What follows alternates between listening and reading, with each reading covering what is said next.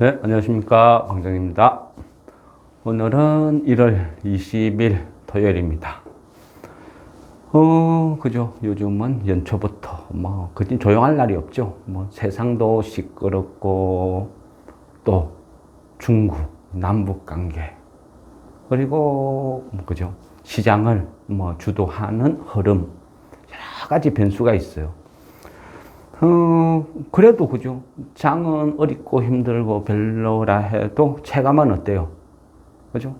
흐름이 맞고 박자가 맞고 하니까 그죠? 나름 견딜만 하죠.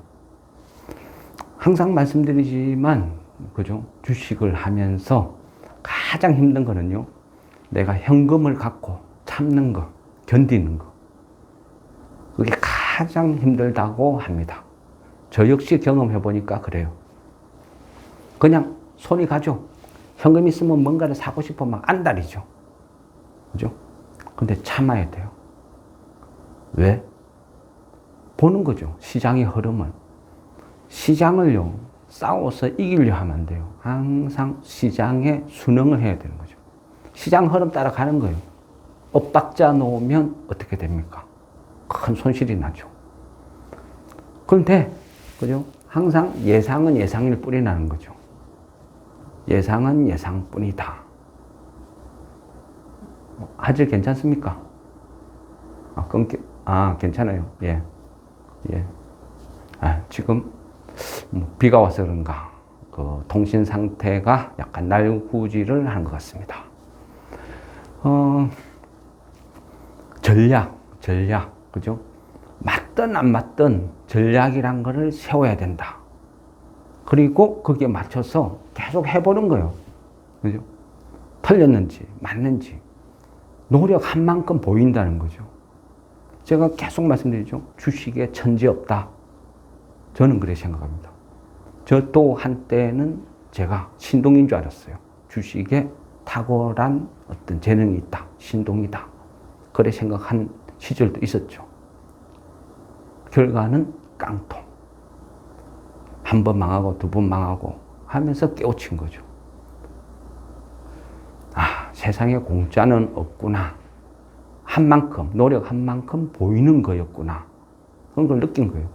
그러니까 매주 공부를 하는 거죠. 우리가 토요일, 일요일 공부를 하고 복습을 하고 또 다음 주를 준비를 해요. 그죠? 맞든 안 맞든 계속 반복해서 해보는 거예요. 거기서 이 부분은 뭐가 틀렸다. 이 부분은 내 생각이 맞았구나. 계속 맞춰가는 거죠. 그게 자기도 모르게 변화를 시키는 거예요. 그죠? 우리가, 그죠? 어떤 질문을 할 때, 막연히 아무것도 없이, 차트가 어쩌고 그런 질문은 하지도 말했죠. 답변도 하기 싫다고. 그거는요, 가장 주식을 하면서 가장 게으르는 사람들이 하는 방법이에요. 게으르는 사람들.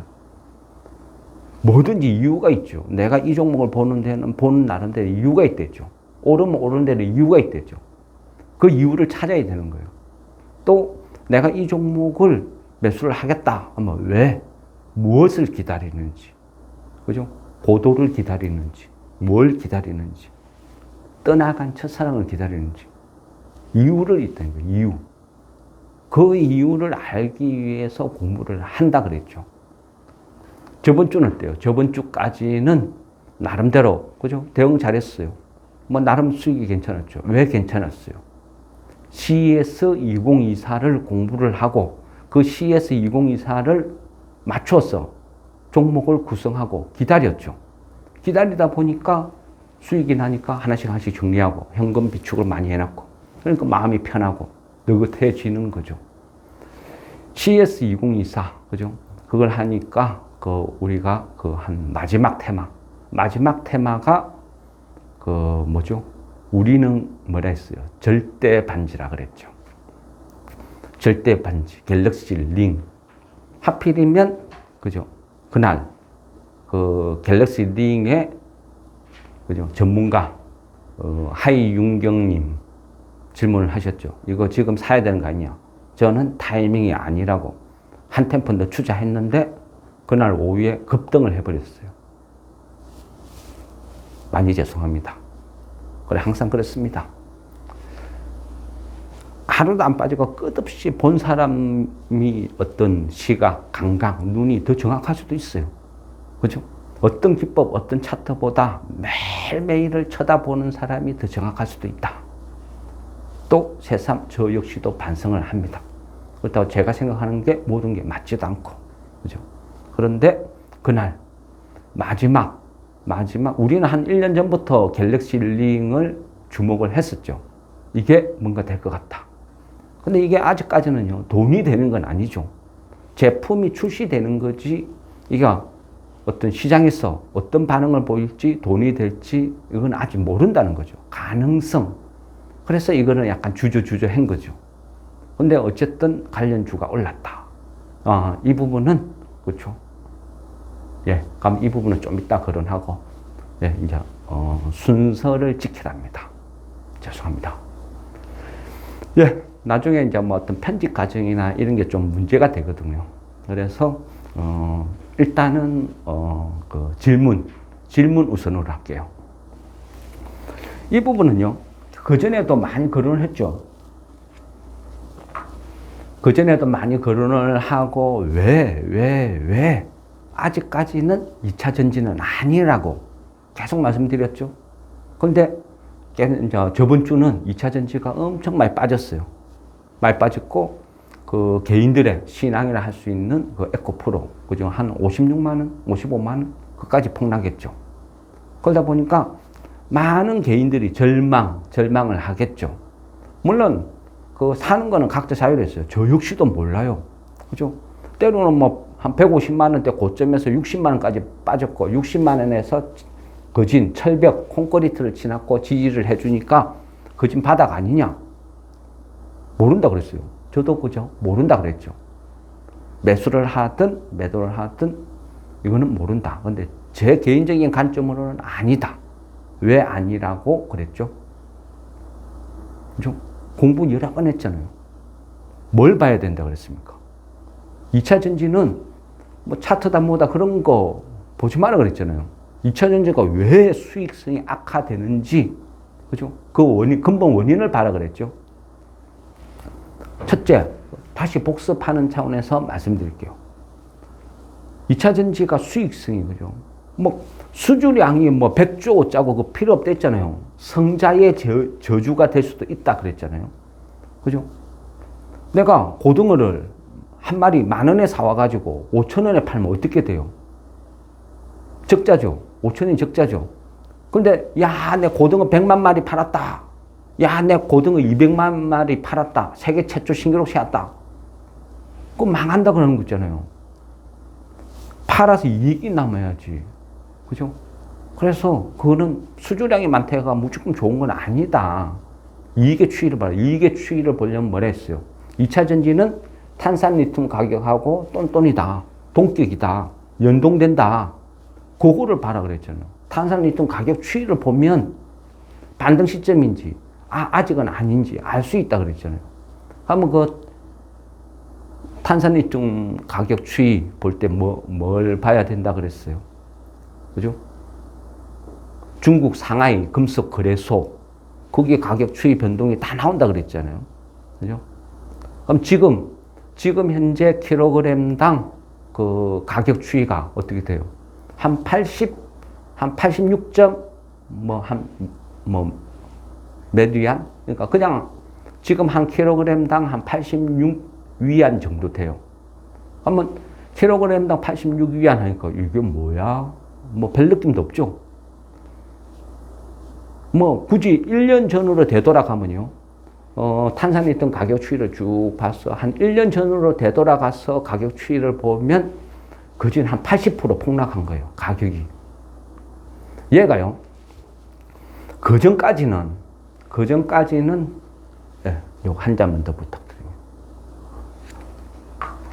그전까지는 그러니까 2021년도죠. 본격적으로 이게 불붙기 전이니까 2021년도 초까지만 해도 보통 탄산 리튬은 한 60위안 요 정도에서 거래됐어요.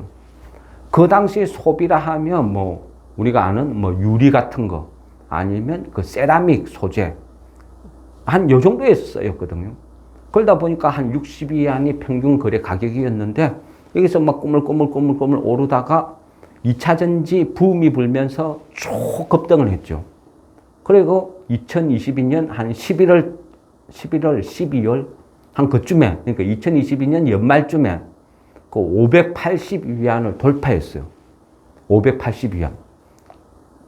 최고점이 580위안인데 지금 80위안. 앞에 500이 날아가 버렸어요. 어떻게 되겠습니까? 그리고 지금도 끝없이 떨어지고 있죠.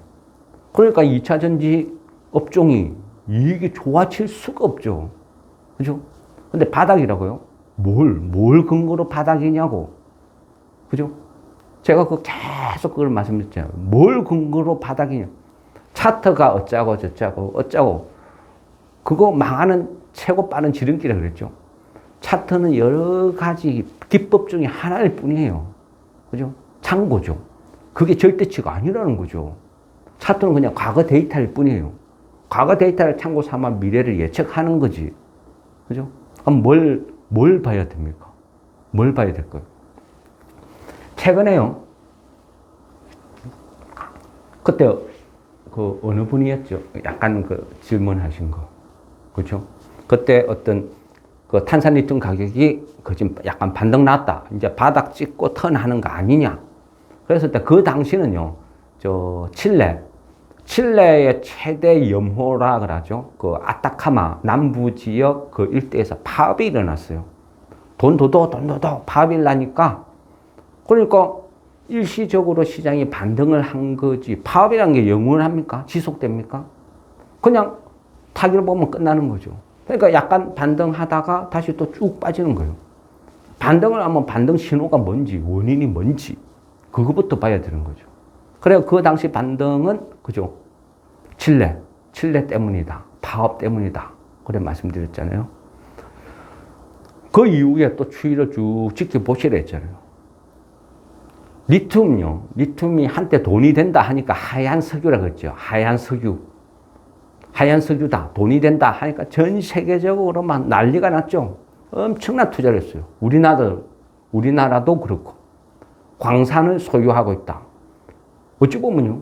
광산도 그래요. 그 당시에 탄산리튬이 최고 피크를 칠 때 광산을 샀으면 얼마나 비싸게 샀겠어요. 근데 지금 가격이 급락했어.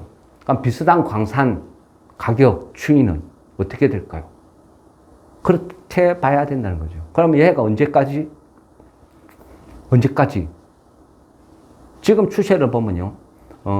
이제 올해부터 이 가격 어떤 쭉 추세를 보면 리튬 광산 어떤 생산량은 전 세계로 봤을 때 리튬 광산 생산량은 연간 한 19.6%씩 증가한다고 합니다.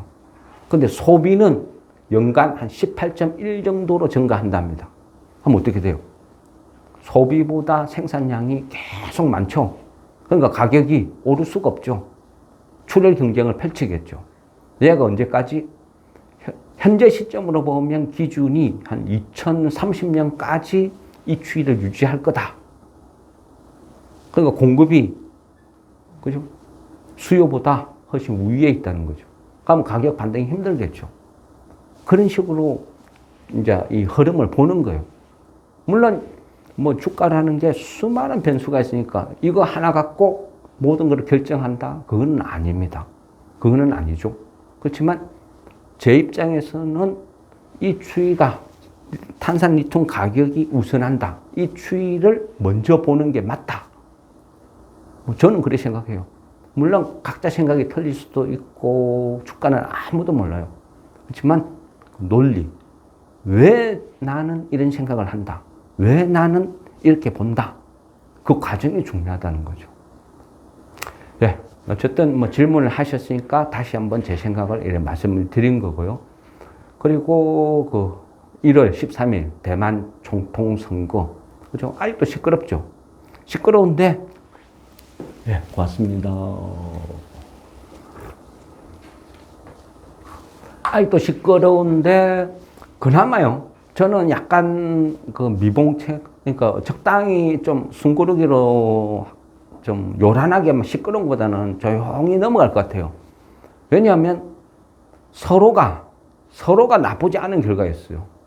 물론 중국 입장에서는 약간 아쉬움은 있지만 그래도 희망을 던져주는 메시지는 있었다. 왜?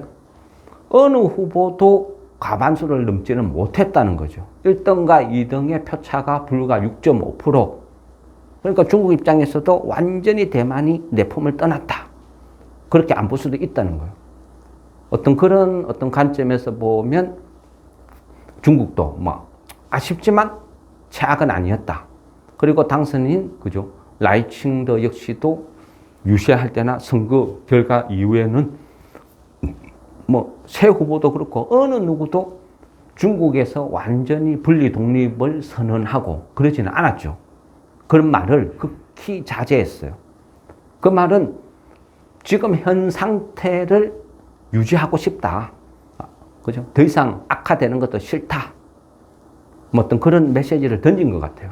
그러니까 중국 입장에서는 어떤 최소한의 어떤 체면치레 그 정도는 했다. 뭐 이래 볼 수 있거든요. 그래서 어찌 보면 좀 뭐 적당히 이제 봉인으로 들어가는 어떤 과정이 아닐까. 그래서 뭐 좀 괜찮은 것 같습니다. 그리고 저번 주에 그죠? 온통 그 북한 기사로 덮었죠. 곧 전쟁할 것처럼 난리를 지겠죠. 그래서 주식쟁이들은 엄청 불안했습니다. 그런데요, 웃기는 것은 뭐냐 하면요. 북한하고 전쟁 난다 해가 요동친 거는 주식시장밖에 없어요. 우리 마트 이런 데 가서 사람들은 막 뭐 라면을 뭐 사재기 합니까? 누구 하나 관심을 갖습니까? 무서워하고 겁내는 거는 주식쟁이들밖에 없어요. 뭐 전쟁 난다. 그죠? 주가 폭락한다. 과연 그럴까요? 이 부분도 한번 그죠? 생각을 해보죠. 제가 주식 한 30몇 년 하면서요. 뭐 이런 막 어떤 북한 관련된 악재는 수도 없이 겪었어요. 딱 하나 무서웠던 거는 옛날에 저 김일성 사망 기사 속보 떴을 때요. 전쟁 난다 해가지고 그때 아마 주식시장 전 종목 한 90% 이상이 다 한가 갔어요. 그런 날도 있었어요. 그만큼 그 시절에는 조금 그 영향을 크게 미친 적도 있었고. 근데 지금은 뭐 상황이 많이 틀려요. 또 우리가요, 주식시장에 도는 기사는요, 대부분 다 찌라시예요, 찌라시. 그 기사를 누가 써요? 대부분은요, 인터넷 기자들. 아주 자극적으로 기사를 써서 조회수 엄청나게 늘려서 돈 벌려고 하는 일명 기레기들이 쓰는 기사라는 거죠. 그냥 일기장 수준. 냉정하게 봐야 돼요. 북한 문제도요, 냉정하게 분석해야지. 내가, 이게 전쟁 가능성이 있나? 없나? 어떻게 흘러갈까? 냉정하게 한번 판단을 해보는 거예요. 미리. 그래서 전쟁 관련 이슈로 폭락하면, 이거는 절호의 매수 찬스. 이래 볼 수도 있다는 거죠. 그러기 위해서는 평상시에 좀 관심을 가져둬야죠. 그죠? 그러면, 현대의 전쟁이라는 거는 뭐죠? 우리가 러시아, 우크라이나 전쟁 우리가 지켜봤잖아요. 현대의 전쟁이라는 건 뭐예요? 그죠? 무기만 갖고 되나요? 결국 경제력이거든요. 경제력이 있어야 되고, 미국이든 어느 국가든 지원을 해줄 때는 뭐죠? 전쟁 이후에 재건. 그러니까 뽑아 먹을 게 있냐 없냐요. 뭐 중동같이 석유가 많든지 아니면 엄청난 자원이 있든지 재건 사업을 했을 때 쟤네들이 돈을 댈 만한 담보가 있냐 없냐. 그것까지도 본다는 거죠. 돈 안 돼? 한번 신경도 안 써요. 이거 돈 되겠네? 한번 뭐 줄까? 미사일 줄까? 총알 줄까? 개입을 하는 거예요. 자국의 이익을 위해서. 전쟁 난다 안 난다? 전쟁 나면 누가 이길까요? 뭐 북한에 핵이 있으니까? 핵 있다고 다 되나요? 그래 되면 어디죠? 이란 같은 그런 데도 핵 보유하고 있는데, 핵을 쓴다는 건요, 그냥 자멸이죠, 자멸. 그냥 자멸하는 거예요. 우리나라에 핵 쏘면 우리나라로 끝나는가요? 주변 인접 국가들 다 피해를 보는 거죠. 그러니까 요즘은 세계 경제가 다 얽히고 설켜 있으니까 쉽지 않다. 일단은요, 그러면 누가 이기는가? 표면적으로 한 비교를 해봅시다. 군사력으로 보면 우리나라가 전 세계 몇일 것 같아요? 5위. 그러면 우리 뭐 툭하면 뭐 독도 친구가 짜고 저짜 깝짝깝짝 되는 저 일본은 몇일 것 같아요? 우리보다 셀 것 같아요? 일본은 7위. 군사력으로 보면 7위. 우리는 5위. 북한은 36위. 누가 그랬대? 누가 그래요? 방장이 그랬다. 방장은 뭘 근거로? GFP라고 있어요. GFP. 그러니까 글로벌 파이어 파워라는 데가 있어요. 여기에서 그냥 발표를 해요. 수치.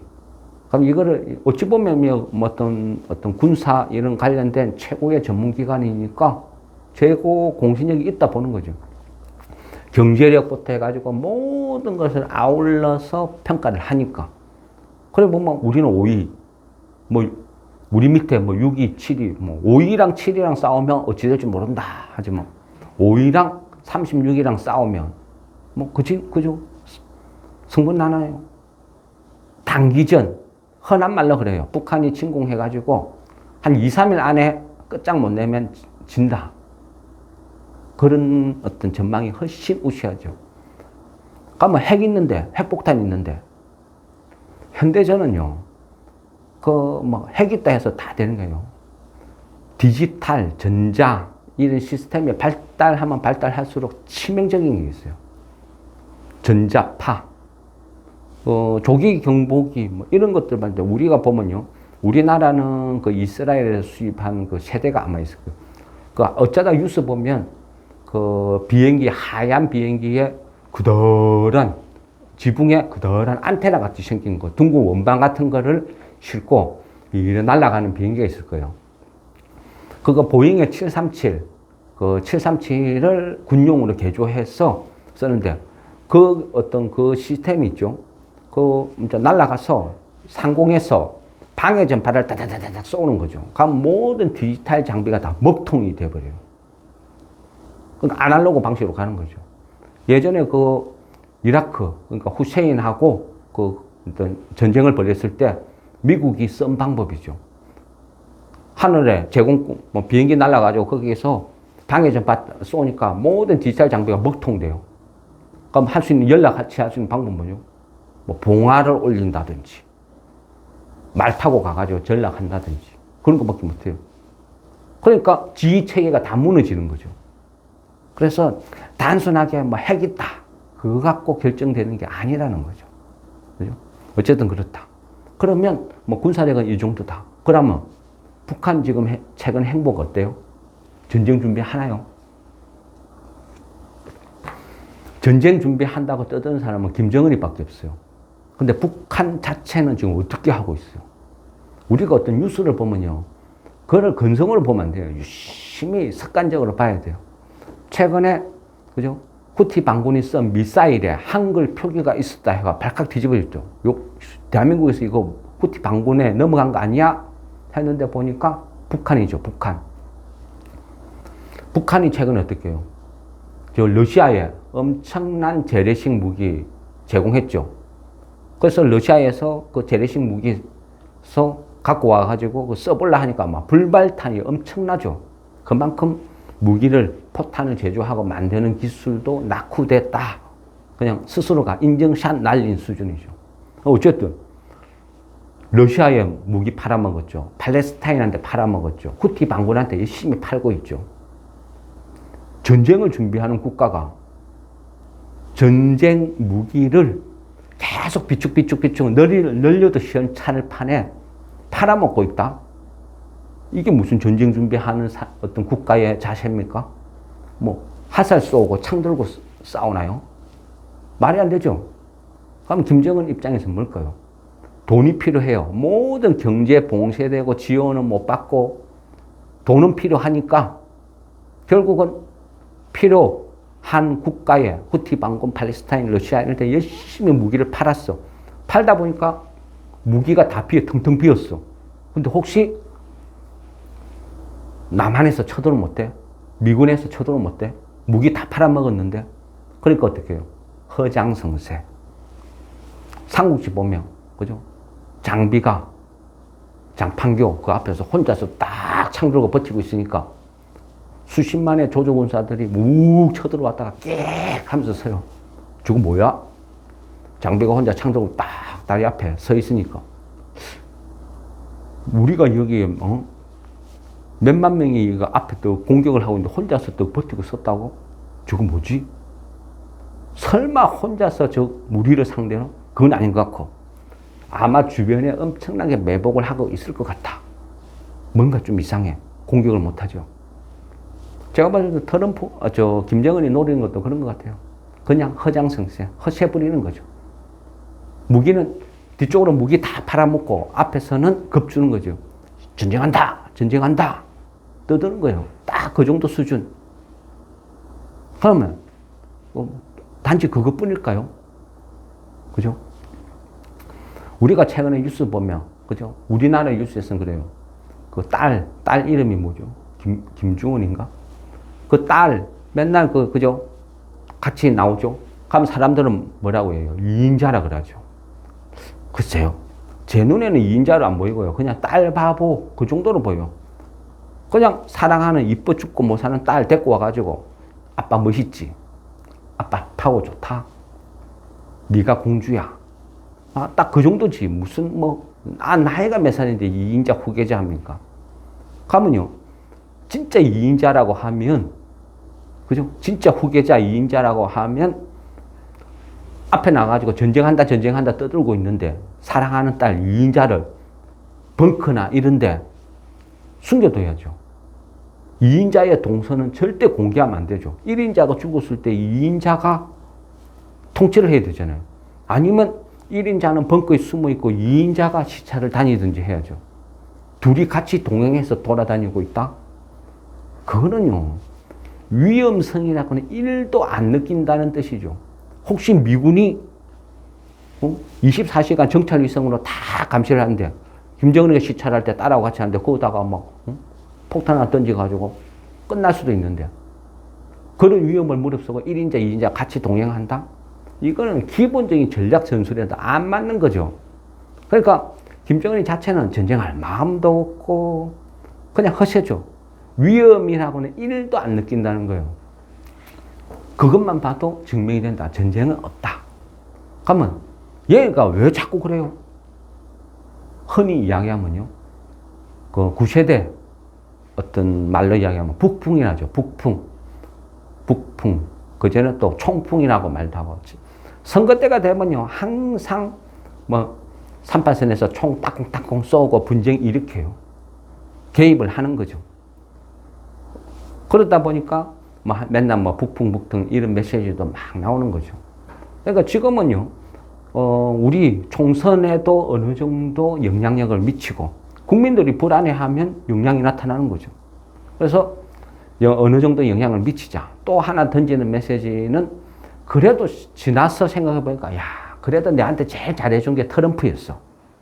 바이든은 4년 동안 눈길을 한 번 안 줬는데 맨날 미사일 쏘면서 북한에서 미사일 팡팡 쏘면서 저 좀 봐주세요. 저 좀 봐주세요. 여기 사람 있어요. 열심히 떠들었는데요. 바이든은 눈 한 번 안 마주치는 거죠. 4년 동안 무지 어렵고 힘들었어.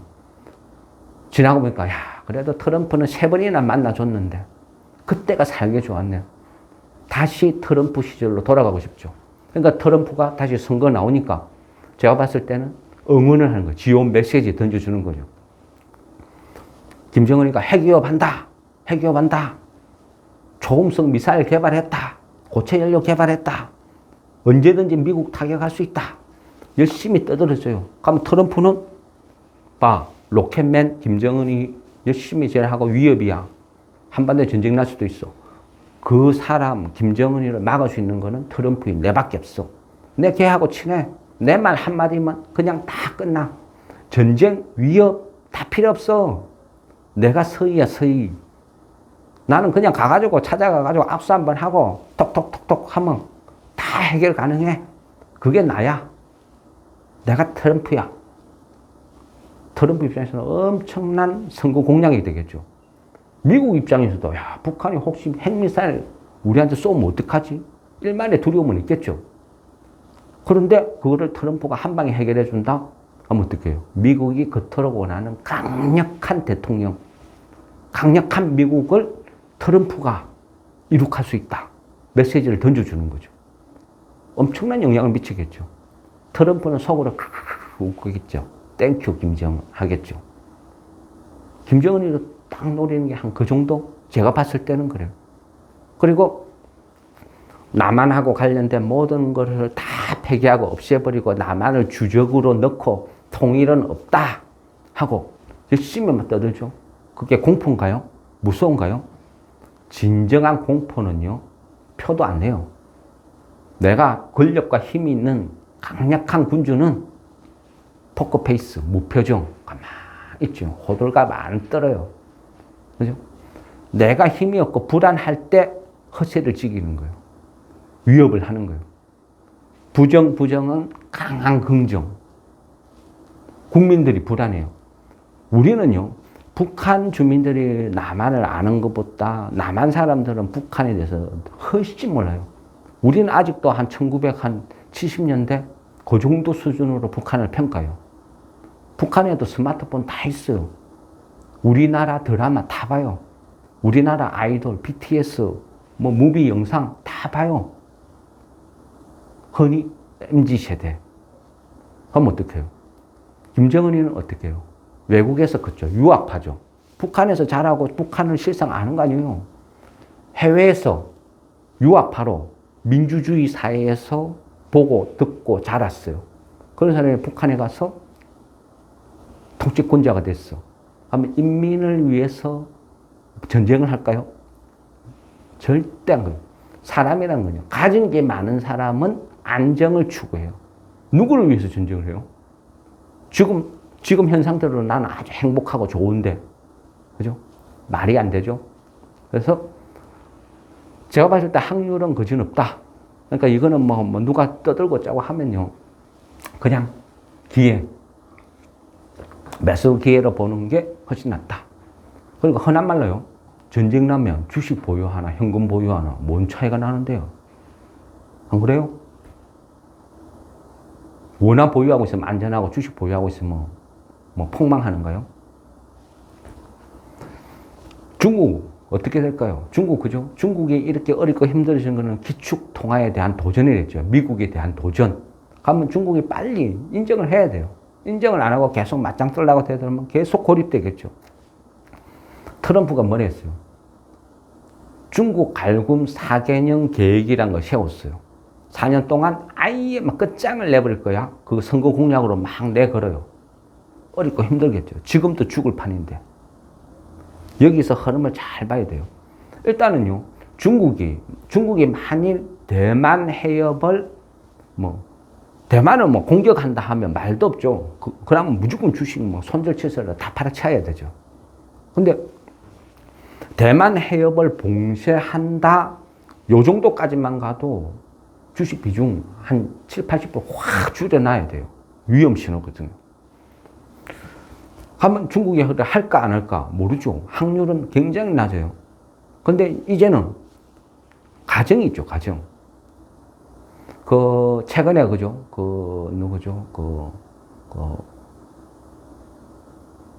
미국의 노벨 경제학 수상자, 폴 크루그먼 교수. 맞나? 제가 사람 이름은 좀 헷갈렸어. 폴 크루그먼 교수. 그분이 그런 이야기를 했어요. 중국이 절망 침체로 가고 있으니까 즐겁냐, 좋냐? 미국 사람들이요. 너무 남의 불행을 기뻐하고 즐거워하지 마라. 중국도 지금은 침체다. 침체 다음은 절망이다. 절망 다음은 뭐냐? 이래 죽나 저래 죽나 2판 3반 전쟁으로 갈 수도 있다. 적당한 선에서 끝내라. 이런 메시지를 던졌어요. 저도 공감. 저도 그랬으면 좋겠습니다.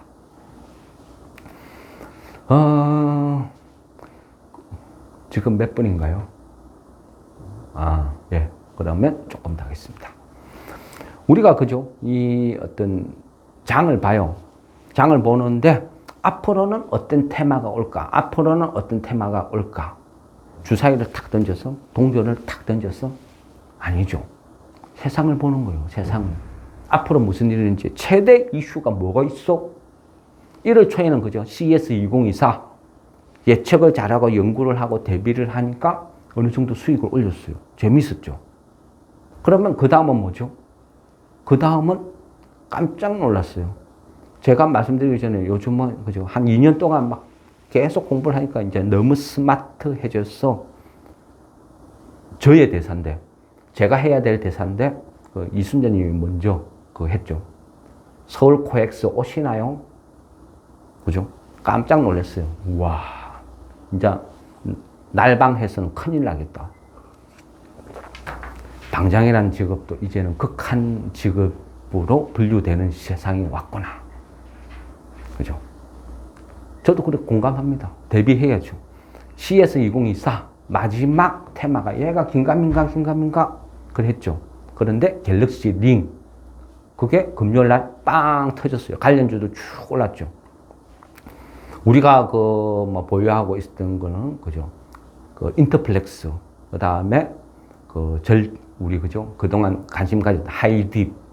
하이딥은 뭐죠? 삼전 그 터치 IC 독점이라고 그랬죠. 그래서 하이딥. 근데 하이딥은 실적이 없다. 기술은 뛰어난데 지금 현재는 실적이 없다. 가능성 밝은 앞날 뿐이다. 그래서 주저 한 거예요. 아직까지는 없기 때문에. 그리고 인터플렉스 같은 경우는 그 어떤 연성회로 기판 절대 강자라 그랬죠.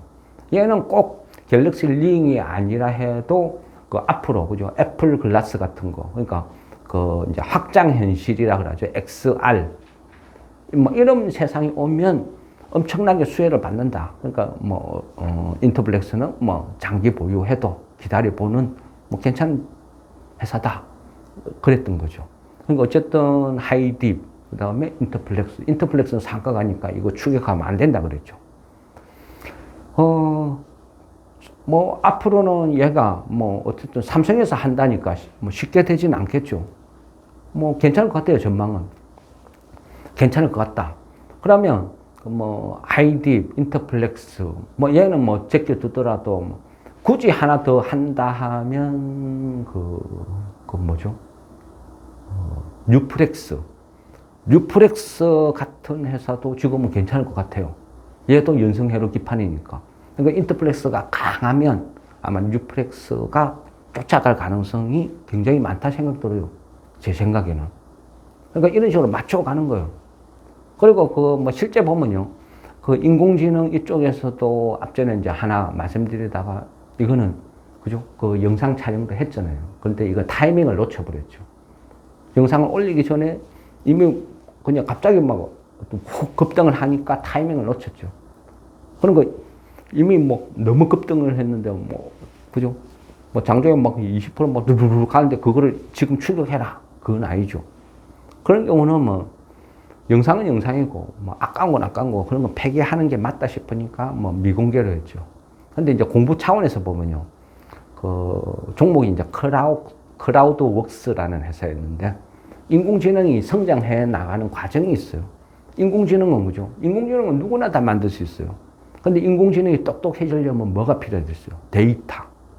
엄청나게 많은 양을 인공지능한테 입혀줘야 얘가 똑똑해져요. 근데 데이터, 뭐 텍스트 파일, 이미지 파일 들고 있다고 바로 인공지능이 습득하는 건 아니거든요. 인공지능한테 가르쳐야 돼요. 전 세계, 그죠? 전 세계 얼마나 많은, 수많은 방장이 있겠습니까? 그러면 그 방장들의, 전 세계에 있는 모든 방장들의 이미지 사진을 찍어서 인공지능한테 줘요, 또. 그러면 인공지능이 얘들 뭐야? 얘가 뭐? 이 사람들이 뭐? 인식을 못 해요. 그럼 어떻게 해야 돼요? 전 세계에 있는 방장들 사진을 전부 모아가지고 이름을 붙여줘요. 얘는 주식 방장. 전 세계 컵이 얘밖에 없겠습니까? 전 세계에 있는 모든 컵을 다 이미지를 모아가지고 얘는 종이컵, 얘는 뭐, 다 묶음을 만들어줘요. 이 묶음을 만들어서 입력을 시키는 거예요. 뭐 이게 100장이냐, 1000장이냐, 10,000장이냐, 100,000장이냐, 100만 장이냐. 얼마나 많은 컵 모양을 묶음으로 만드느냐에 따라서 정밀도는 더 높아지겠죠. 그러니까 정밀도가 점점 높아진다. 그러면 얘는 컵, 얘는 방장, 이렇게 묶음을 해주는 이 과정을 라벨링이라고 그래요. 라벨링. 하면 어떤 데이터가 있으면 이 데이터를 인공지능한테 입력하기 위해서 묶어주는 이 라벨링이라는 작업을 한다. 이게 클라우드웍스가 하는 어떤 과정이죠. 그 앞전에 그죠? 그 네이버, 그죠? 네이버 막 설명할 때 약간 그 어떤 설명을 드렸는데 네이버 어떤 직접적인 그 데이터 협력사라 볼 수 있어요. 그럼 뭐 클라우드웍스 이런 거는 뭐 폐기, 또 앞전에 그 찍은 삼성전자예요. 삼성전자. 삼성전자는 지금 이걸 배팅을 들어갈까 말까 엄청나게 고민을 하는 거예요. 왜냐하면 그 어떤 이번에 그 삼성의 인공지능 폰 관련해서 테마도 그죠? 한 번씩 다 우리가 거론했었죠. 거론했는데 뭐 포시에스 그거 할 때 같이 찍었었거든요. 삼성전자. 근데 삼성전자가 약간 타점이 높아요. 그 단기 고가 위치에 있어요. 개인적으로는 뭐 괜찮은데, 뭐, 이런 차들, 이런 모양, 뭐, 이 정도 재료, 실적. 그러면 얘도 충분히 시세에 날 것 같다. 그런데, 그죠? 내 돈, 뭐, 내가 잃어도 나는 불만이 없는데, 남의 돈은 무서운 거예요. 그러니까 쉽게 좀 판단을 못 내리고, 약간 그냥, 이거는 그냥 미공개. 그걸 하고 있었던 게 이제 삼성전자. 뭐, 그런 식으로 그게 좀 있었어요. 그러니까 물론 뭐 이제 이런 거죠. 그러니까 왜 이런 말씀을 드리냐 하면 흐름이라는 거, 흐름. 상상력이거든요. 시장의 흐름을 보고 상상력이에요. CES 2024가 핫한 테마가 됐으니까 그 다음은 세미콘 2024가 테마가 될 가능성이 있다. 근데 세미콘 2024가 뭐예요? 그죠? 다 알죠? 다 아는데 모르는 사람도 있으니까. 그죠? 이번에 그 서울에 코엑스에서 1월 31일부터 2월 2일까지 하는 거죠. 그러니까 SEMI라고 하죠. 국제 반도체 장비 재료 협회. 여기서 주관해요. 이번에 그 코엑스, 거기 신청 업체들 보면 전 세계 소부장 회사들이 한 500몇십 개가 지금 신청이 돼가 있어요. 부스를 운영한다는 거죠. 그러면 여기에서 신청을 한 회사들은 뭐죠? 자랑거리가 있다는 거죠. 자랑거리가 있으니까 그 참여하는 거지요. 그죠? 심심해서 돈 내고 가진 않았겠죠. 그럼 거기에서 수많은 전 세계 500몇십 개 소부장 기업들이 참여를 하고 또 수많은 바이어가 오겠죠. 거기에서 뭐 있나 쳐다보고 괜찮은 거 있으면 계약도 맺고 하면 어떤 회사가 어떤 물품을 어느 회사에 대규모 수주를 했다. 공식 떠오면 주가가 막 확 폭발할 것이고. 그러니까 서울 코엑스 참여하는 기업들만 쭉 뽑아가지고 거기에서 또 좋은 모양 시세 안 난 거 괜찮은 거 골라내는 작업을 하는 거예요. 그게 이제 종목 발굴의 시작이죠. 아무 끝 없이 밑도 끝도 없이 그죠? 보는 것보다는 서울 코엑스 참여 기업을 압축을 해서 거기서 하나하나 찾아 들어가는 게 훨씬 확률이 높다. 이렇게 보는 거죠. AI. 그죠? 올해는 무조건 그죠? AI. 로봇. 가자. 거기다 플러스 알파 하면 양자까지도 열심히 보자. 그랬죠? AI의 성장은 뭐예요? AI가 성장을 한다는 거는 AI는 어떤 두뇌죠, 두뇌. 똑똑한 두뇌만 있다고 혼자 뭘 할 수 있는 건 아니죠. 움직일 수 있는 몸체가 필요하죠. 그죠? 몸체가 필요해요. 그러면 하드웨어와 소프트웨어는 같이 가야 된다. 그 다음에 그 하드웨어는 뭐죠? 인공지능을 자동차에 넣을 수도 있고, 인공지능을 로봇한테 넣을 수도 있고, 청소기에 인공지능을 넣고, 서빙 로봇에 인공지능을 넣으면 획기적인 로봇이 되고 변신을 할 수 있어요. 서빙 로봇한테 인공지능을 넣어서 헬스케어 로봇으로 만들 수도 있는 거예요. 그만큼 그게 어떤 응용이 가능하다. 그러니까 삼성에서 갖고 있는 소프트웨어 기술과 부족한 로봇 기술을 관계 회사들을 찾아서 하는 거죠. 뭐 레인보우도 그렇고 아니면 그죠? 그 에브리봇 그것도 비슷한 개념이라 그랬죠. 그러니까 시세가 막 나는 거예요. 그러니까 요즘은 예? 그렇죠. 그거는 나중에 걸어놓을게요. 에브리봇 다 팔았다. 아쉽다. 그러니까 뭐 괜찮은 로봇, 뭐 주식 하나 키우고 싶다. 뭐 그거잖아요. 네, 그거는 이제 좀 이따 따로 말씀드릴게요. 그러니까 어쨌든 뭐 세상이 그래 돌아가는 것 같아요. 그러니까 뭐 어떤 로봇은 필수적으로 봐야 된다. 또 삼성이 관심을 갖는 분야니까. 제2의 레인보우, 제2의 에브리봇 나오죠. 그러니까 괜찮은 로봇 회사는 무조건 최소한 뭐 한두 종목은 갖고 가는 게 맞다. 그런 생각입니다.